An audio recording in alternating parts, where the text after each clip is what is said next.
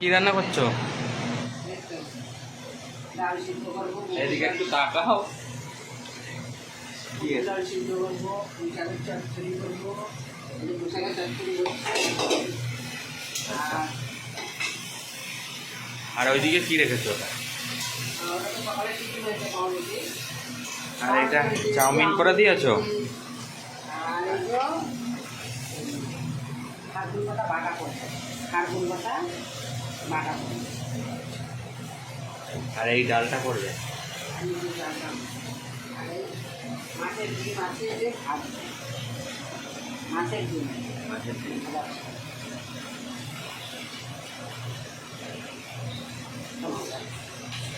দেখাও একটু করে।